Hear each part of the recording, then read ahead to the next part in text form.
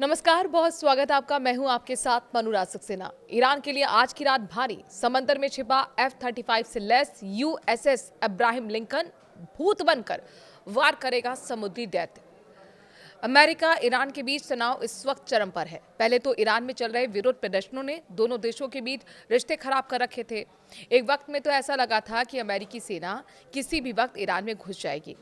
हालांकि तब ऐसा नहीं हुआ और ईरान के अंदर प्रदर्शन भी धीरे धीरे खत्म होने लगे। वो बात अलग है कि ईरान अमेरिका की जुबानी जंग तब भी जारी रही। इससे ये तो साफ हो गया कि अमेरिका को दिक्कत वहां की सत्ता से है, जिसे उखाड़ फेंकने का ब्लूप्रिंट अमेरिका तैयार कर चुका है। उसने अपना तैरता हुआ किला यानी कि अब्राहम लिंकन समुद्र में उतार दिया है। खबरें ये हैं कि 3 युद्धपोतों के साथ ये ईरान की ओर बढ़ रहा है। डार्क जोन में गया यूएसएस इब्राहिम लिंकन। जी हाँ, यूएसएस इब्राहिम लिंकन का अचानक रडार और ट्रैकिंग सिस्टम बंद करना एमिशन कंट्रोल रणनीति का हिस्सा है। एआईएस ट्रांसपोर्टर बंद होने से आम लोग एप्स और ओपन सोर्स ट्रैकिंग सिस्टम इस विमान वाहक पोत की लोकेशन नहीं देख पाते। जनवरी 2026 में जब ईरान ने पूर्ण युद्ध की चेतावनी दी है, तब अपनी सही स्थिति छिपाना अमेरिका नौसेना की पहली सुरक्षा परत है। इससे ईरान को अपनी लंबी दूरी के कैरियर किलर मिसाइलों के लिए तय लक्ष्य नहीं मिलता। ईरान अपने और कमर्शियल सैटेलाइट डेटा से अरब सागर में अमेरिकी जहाजों पर नजर रखता है।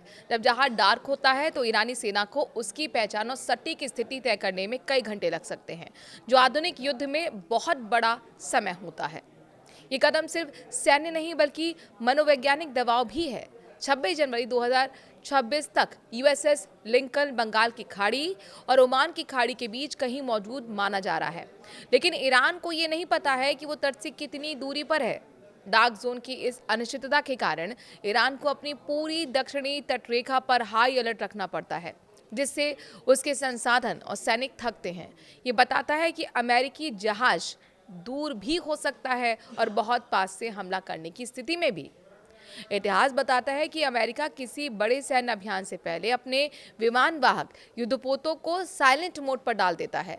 जून 2025 के ऑपरेशन की तरह इस बार भी यूएसएस लिंकन की चुप्पी संकेत देती है कि उसके F-35 स्टेल्थ फाइटर किसी भी वक्त मिशन पर भेजे जा सकते हैं। ईरान को पहले से कोई चेतावनी नहीं मिलेगी, सीधे आसमान में जेट्स की आवाजें ही सुनाई देंगी। एस्कॉर्ट कर रहे युद्धपोत की सुरक्षा।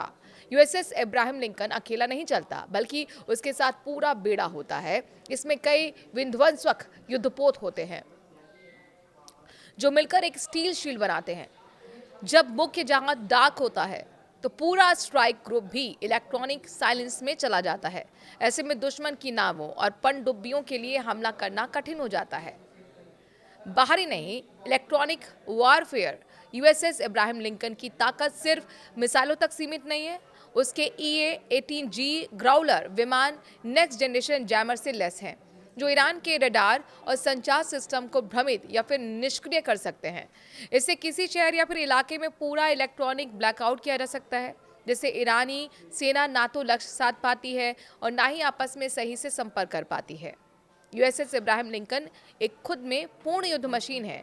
तेल और हथियारों की आपूर्ति समुद्र में ही हो जाती है, जिससे इसे पाकिस्तान या फिर ओमान जैसे देशों की इजाज़त की जरूरत नहीं पड़ती। जनवरी 2026 में इसने खुले समुद्र में ही बड़ी मात्रा में ईंधन और हथियार हासिल किए। इसका मतलब है कि तैरता हुआ किला लंबे समय तक समुद्र में रहकर ईरान पर दबाव बनाए रख सकता है।